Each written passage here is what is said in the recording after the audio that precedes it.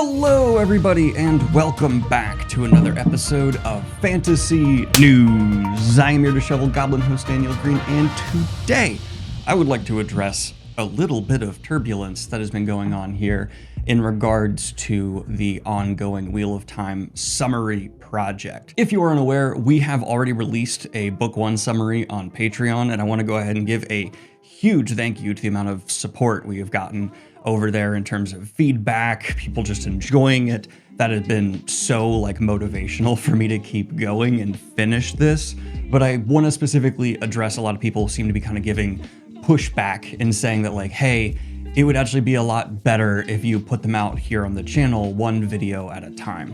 I'm not going to do that, but I see people's reasoning, and they're not bad reasons. I just have my own reasons to do it the way we're doing it, and I want to be upfront and explain it. And of course, if you care about none of this, time codes. I have one big suggestion / criticism that I want to offer. Don't wait and make this a massive summary of all the books, please. It's already quite long. Please consider releasing the video for each book as a separate video. Link them as a playlist, but keep them separate. It will be much more user-friendly for just about anyone who watches YouTube, or at least that's my opinion as someone who watches numerous YouTube videos each day. YouTube for a while now has been rewarding long videos to perform much better, especially in the long term. And so if I'm putting all of this effort in to make a video that's going to be 10 plus hours and I break it up, by the time I start putting out a book 10 summary, it will be tanking in views. And then that'll end up hurting the channel. And that's actually why I ended up abandoning this project last time. I need to do something that's good for my career, good for the channel, and putting it into one huge video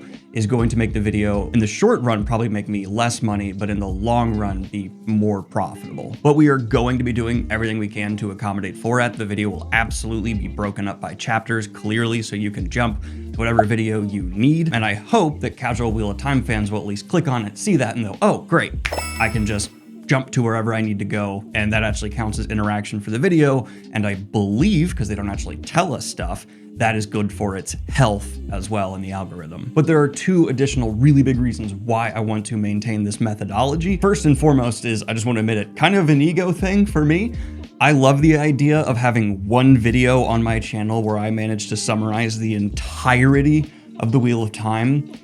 That just feels awesome. I want to be able to point back at it 5-10 years from now and just go, that is the whole ass story of the Wheel of Time coming out of my mouth.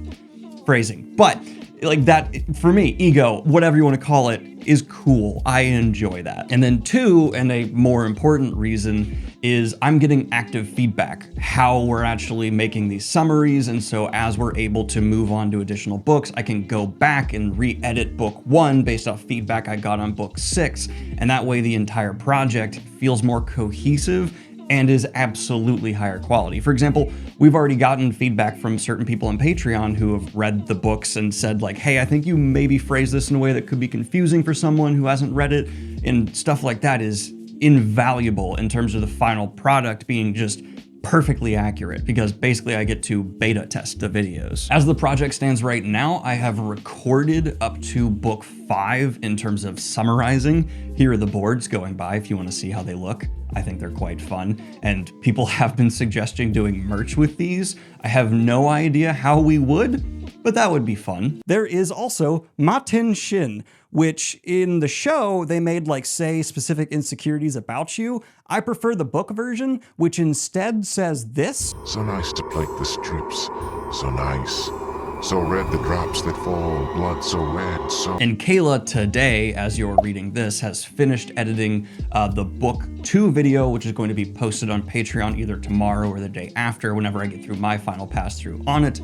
And she is starting editing The Dragon Reborn, book 3. If we're being super optimistic, it might be done in 2 months. 2 months of people dedicating 8 hours a day to summarizing the Wheel of Time for you all. It's going to be a behemoth. I thought it would be 30 minutes a book. Nope. I'm having to schedule a meeting with my YouTube rep to specifically request being able to upload a video longer than YouTube's 12-hour limit, because the way it's looking right now, it might be about 14 hours, though the slog in the series might give us some room where I only need like 20 to 30 minutes to summarize a couple of those books. And that's why from a business perspective, I absolutely need to put this out in a way where it becomes something the business can like feed off of forever and not a series of videos that just kind of taper and die. But if you'd like to see them early, again, just $1 Patreon, and the amount of support we've already gotten over there has been insane. And thank you everyone so much who has signed up. You'll be seeing your names at the end of this video. And I love you. I did not make good coffee today. But speaking of business stuff, that is the best transition I could come up with, cat hair. It has been found that Meta's AI Llama 3 has been caught, is the right way to put it, able to reproduce texts it took in that massive book heist we covered here and regurgitate them for users up to like 40% of Harry Potter books, for example, which of course is becoming a massive factor in the ongoing copyright lawsuits being aimed at the company. And this isn't just the results of like some internet sleuths who can do great stuff sometimes, doing their best with Llama 3, and instead was the end result of some rather academic testing from a group of computer scientists and legal scholars from Stanford, Cornell, and West Virginia University. For example, Meta AI has memorized 42% of the first Harry Potter book and was able to spew it back out. And strangely enough, it was able to then recall an additional 50 token excerpts at least half of the time. The researchers divided 36 books into overlapping 100 token passages and used the first 50 tokens as a prompt to estimate how likely the model was to reproduce those exact next 50 tokens. They considered a passage memorized if the model had more than a 50% chance of reproducing it verbatim. The study essentially provides evidence that yes, books like Harry Potter and the Sorcerer's Stone were copied into Llama 3. The only bad news that seems to be coming out of this for authors is there is a significant fluctuation in how much the AI is able to reproduce from books depending on said book's popularity, which in some ways makes it more difficult to group all authors together for a singular lawsuit. Another interesting angle to the research here is that they found as the generations of llama have gone on, the percentage of the amount of the books they're able to reproduce. Earlier generations could only produce about 4% of the Sorcerer's Stone, where the latest is of course in the 40s. Now, is this because it's done that massive scraping in databases and is able to now just put out huge sections of the book because it's all internal? In my opinion, most likely. Or the argument could be made on the other side that they've just made it way better at going through fan databases and things along those lines. When it comes to the copyright lawsuits, I'm sure that's what Meta is going to try and put forward when it comes to their AI just putting out verbatim text from a book. But whether or not that's actually the case and the AI is actually just taking from the internal books it now uses for learning, I'm sure it'll take a lot of time for us to find out, if ever. As we saw from the initial internal emails that were released from Meta in regards to the development of this large language model, we know that they may have put in specific mechanics for Llama to try and resist getting caught in tests like these. But it's hard to control what a large language model responds with, as we've seen time and time again with the continued hallucination problem and other growing just kind of mental shenanigans that seem to be continually plaguing large language models across the board. We do know for sure now, though, that Llama 3 is able to just send regurgitated text from books it was most likely trained on directly to users, despite obviously not having purchased the copyright from publishers or authors, and that's the crux of the argument. But this brings us to a last-minute fantasy news update where it seems we are getting Brandon Sander's new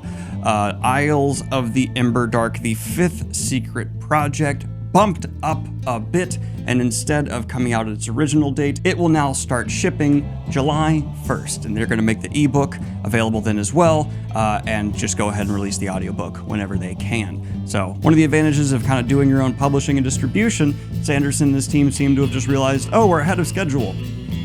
Let's make everyone happy. And to celebrate Isles of the Emberdark coming out sooner, I have decided to go ahead and give it a draw from memory. I looked at it for a couple of seconds and then put that image away, and here's my Isle of the Emberdark.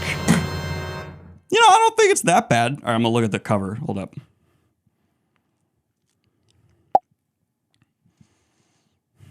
Why does mine look afraid? But from here, we are going to be shifting gears on over to Narnia, the land behind the closet. Because we have seen a new deluxe edition in a similar style to we've seen of recent Lord of the Rings deluxe editions announced to be released in November. From HarperCollins, a 7-in-1 deluxe hardcover slipcase for Narnia's 75th anniversary. In addition to this, there's going to be a new just mass release of the series as a whole in celebration of the 75th anniversary, and we've seen the new hardback series get cover art from Owen Richardson, and the new mass market print for paperbacks get cover art by Cliff Nielsen. And personally, I prefer the hardback art, though I don't love either. This Deluxe edition, though, would really interest me because, funnily enough, Narnia was actually the next series I was going to review after the Old Kingdom here on the channel, and I still absolutely do plan to, but obviously the Wheel of Time project has kind of put everything on hold. Though I plan on releasing some mini reviews over on the second channel, Shoveled Goblin, linked down below, and later this week I will be talking about the Wandering Inn over there. But released just in time to miss last week's episode of Fantasy News, we also had a cover release for Adrian Tchaikovsky's Pretenders to the Throne of God, set to be released February 12th of 2026. This is the fourth book in the Tyrant Philosophers series and continues a style for Adrian that I am a fan of. I like these covers, especially the more I've seen them kind of build a specific look for his works, and I am actually still reading my way through Adrian Tchaikovsky while working on this Wheel of Time project, and I just finished Children of Time, and boy was I wrong in my first review of that book. It's fantastic. But in my favorite pitch for a book this week, we also had a cover reveal for The Captive by Ned Bauman, writing as Kit Greene. Dyslexia. This is a darkly comedic horror about a revolutionary group who kidnapped a heiress only to discover she's pregnant with the Antichrist. No notes. The only bummer is I have been unable to find the cover artist. I'll hopefully have it here if additional research works out. But if all of those seem like they're too far in the future, you'll be happy to hear that a cover has been released for The Winds of War by Moshe Winter. And this is set to be out July 27th of 2025. And it seems Moshe did the cover art themselves, which is badass. I always just find it really impressive when artists are multi-talented like that. Killer. And I actually really like this cover. It's got a more minimal approach, but they successfully get a lot of depth with that like back and forth swirl going on. And there's a little bit of a tantalizing tidbit at the top that says the first passage upon the tapestry of the tarnished. But if you would like to expand your reading horizons beyond what is traditionally published near you, unless you happen to be watching from Korea, in which case, hello, I am excited to say that a sensation over in Korea titled If We Cannot Go at the Speed of Light has officially been translated into English by Anton Her and will be on sale April of 2026 here with an illustration by Jizu Choi. This is described as a collection of speculative short stories. The narrative explores the intricate tapestry of human emotion and relationship in a future shaped by advanced technology and societal shifts. Each story delves into themes of love, loss, identity, and the quest for meaning, each against backdrops that range from interstellar travel to virtual realities. The characters grapple with the complexities of their desires and the consequences of their choices, offering a poignant reflection on the timeless human condition amidst ever-evolving landscapes. So if you're interested in a translated Korean perspective on all of these sci-fi ideas, go ahead and check it out, of course, in the link down below. But this next cover has me so excited because it breaks so many of the rules that I have been told as I've been looking into getting a cover in the trad space. It gives me hope that we might see this style return, and that is because we have seen a debut novel get a classic sci-fi fantasy cover aesthetic, and that is The God Fallen from debut author Tim Mayer, publishing November 4th of this year with Zach McCain bringing us the cover art. And dude, I have like asked several people in the trad space why we don't get more like zany, crazy, you know, classic sci-fi looking covers anymore. And it's apparently because you all don't buy them. People just see something that might have a bit of a retro look to it in sci-fi fantasy, and unless it's a classic they recognize, they are very unlikely to give it a go. Probably because they just figure, hey, I haven't heard about it for a reason, so. But this is going against that, and damn it, I hope it proves that idea wrong, because I have a deep love for these more painted aesthetic approach to bringing sci-fi fantasy to life. My only critique would be they added this like aging around the borders, I think, to try and make it look more like a classic sci-fi book. I would have preferred it to be clean so that it will age naturally on my shelf. But the book is pitched as the gods have fallen, and so will the stars. Centuries ago, the old gods who walked Endlay vanished from the lands. The prophecy of the boy with the star-shaped eyes foretold their return. And now, 13 years later, following the boy's birth, the 5 realms are plunged into chaos, with old wars reigniting and new wars sparking to life. Zach, I like your art. You're really good at what you do. But in uplifting author news, you'll love to see a classic name in the space get some recognition, and Garth is going to be getting an honor down under in Australia, his home country. Along with Gary David Crew, the two of them will be among 413 people to receive a Medal of the Order of Australia, which is meant to honor Australians who have demonstrated outstanding service or exceptional achievement. Which of course, both of these guys will be doing it for literature. And as someone who just reviewed The Old Kingdom and fucking loved it, yeah, I absolutely agree with this. I just wish I had read these books when I was younger, because I would have been so influenced by them in a more meaningful way. If you have a young kid who's just getting old enough to step into epic fantasy, the Old Kingdom series is now my #1 recommendation. You know, when they're like maybe a little too young for Stormlight Archive, but they want to explore deep ideas around death and stress, pressure, expectations. The Old Kingdom communicates all of that exceptionally to the young mind while being enjoyable, funny, and surprisingly dark in a way that even adults can dig their fangs into. But in more just YouTube news, sorry to be talking about that a lot today, it seems that we are going to be getting, yes, even more ads on YouTube because of the way that YouTube is now having smart ads, which if you haven't seen like my posts about this, which by the way, if you follow me on Blue Sky, I'm more just heading on over to Threads because despite not being active there, I have way more followers. Don't know how that happened, but anyway, basically YouTube is now looking at how many ads people individually are willing to tolerate. And if you are willing to sit through a bunch of them, it will show you a bunch of them. If you rapidly click off, it will show you less. This is also going to be implementing a tool where they add a whole bunch of ads into our back catalogs and we can't control that. And they'll be rolling the ads in times in the video where they feel you're most engaged. And I'm sure that will have no negative consequences for our videos.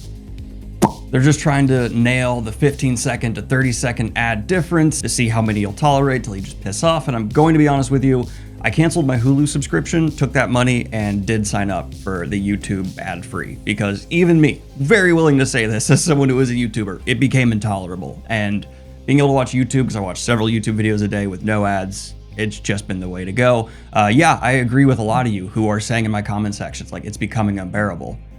I agree. But in some bad news for the abroad space of trying to write LGBTQ plus stories, police in China have gone on a crackdown for those that write in the boy love fiction genre. No, this is not about like boy love, which, yeah, that would be a problem, but instead is just about homosexual relationships, which is apparently called boy love in China and is growing in popularity, though they have been deemed obscene, and many of these authors who are not even like making a living of doing this have been called into police stations, and some of them could face up to 10 years in prison.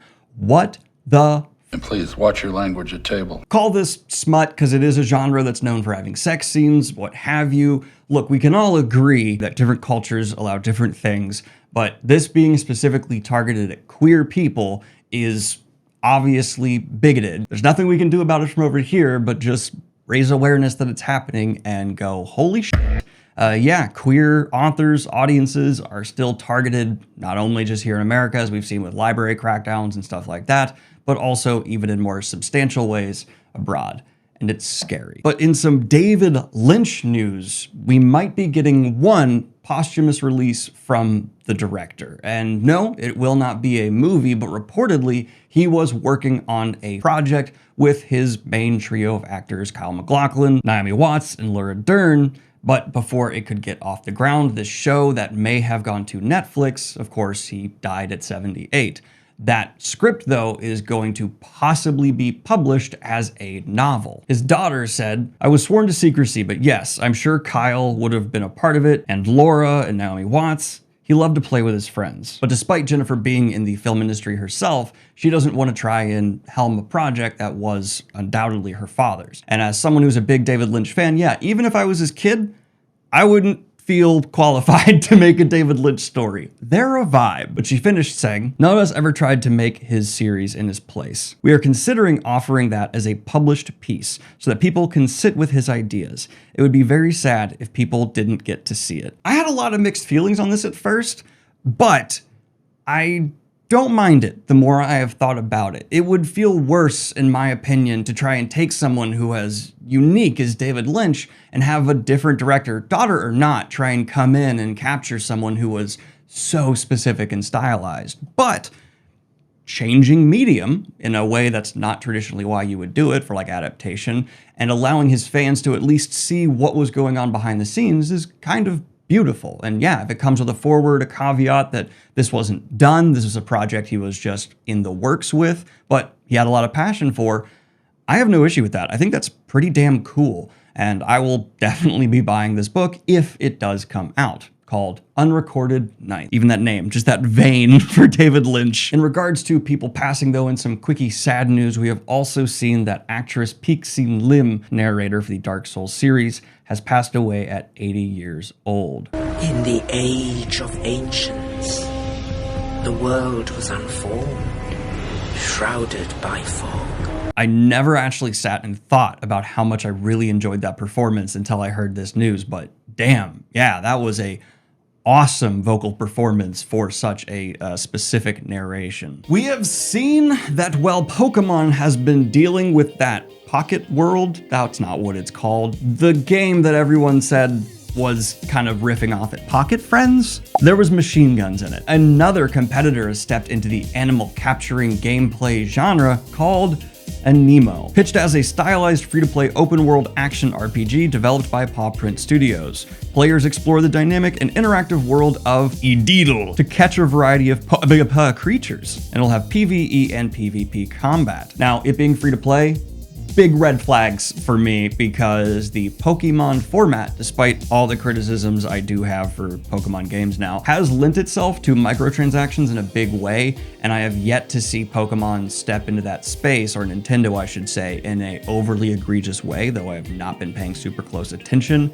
This being free to play though, I would bet money they are going to be doing that, and this genre with pay-to-win experiences seems likely. So this trailer looked pretty cool. I'm not saying for sure that'll be a thing, but I currently have red flags just popping up behind me right and left. But in some wild, oh my god, they're doing this apparently news, Spaceballs 2 is reportedly going to be a thing. Announced in a video that scrolled through all the egregious franchise milking that has happened over the years, and then cut to the legendary Mel Brooks, who is still alive, kicking, and making jokes as strong as ever. Hot damn. I don't know how to feel about this. I trust Mel Brooks. I love Mel Brooks. But do I want a Spaceballs 2? It seems that fans from I've seen have had a pretty positive reception to this, especially because they seem to be leaning into the making fun of everyone who does all the crazy remakes and sequels crap. But I have that response where it's like, you're still doing it. Though I'm thrilled to say, apparently, Rick Moranis, yes, will be returning. Amazing. But in some, well, if you've ever felt incompetent, look at how bad EA handles things news, we have had a bit of an expose released on what exactly went wrong with the latest Dragon Age game. And oh my God. They did not just require the team to entirely pivot from making a single-player game to a more multiplayer focus, but they then also shifted back after bringing in a team that resulted in poor communications, rapid rewrites, and just a metric shit ton of people trying to chase a dollar rather than artistic intent. And if you want to go see all the explanations, it's right down there. But reading through this is just, I don't understand how they seem to have completely forgotten they are in an artistic space. Like, yes, you are making a video game, but at the core of it are writers, animators, storytellers who are going down a path, and you jumping in and going, no, pivot to multiplayer is not going to be beneficial to the end result. You might see someone else in that space making a ton of money doing that, but that doesn't mean your project can suddenly lift and go on that track. Why do I have to explain that to adults who are apparently professionals? But finishing on out with two pieces of really interesting movie news, Robert Eggers is apparently casting Willem Dafoe, yes, another project from this director, in his attempt at making A Christmas Carol. And there has just been a series of Robert Eggers projects announced recently where I go, what? Well, yeah, okay, sure, yeah.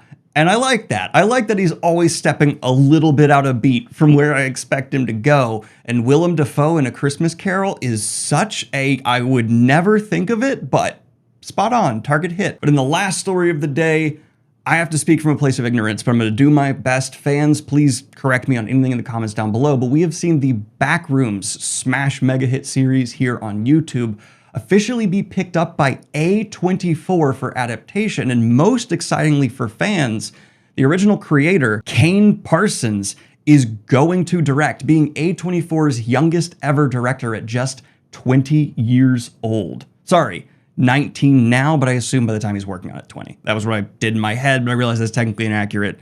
Whatever. From what I understand, Backrooms is a genre of horror where it's like you can just end up in this liminal space outside of space and time, and horrific things begin happening. I kind of want to sit down and watch it one day. I've just been too busy to. And from what I understand, it's one of those things where people have kept doubting its legs or that the series actually has like answers to its mysteries.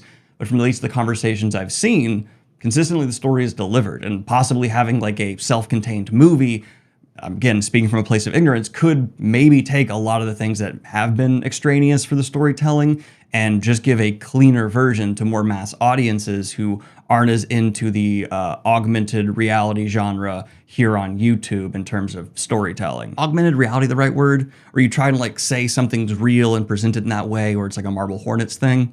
I'm not sure. It's a genre on YouTube that has a profoundly interesting history, in my opinion. I love how many artists have taken this platform to try and tell stories in a way that only on a social media platform you really can. Well, some of them have had, yes, kind of fizzling bad endings.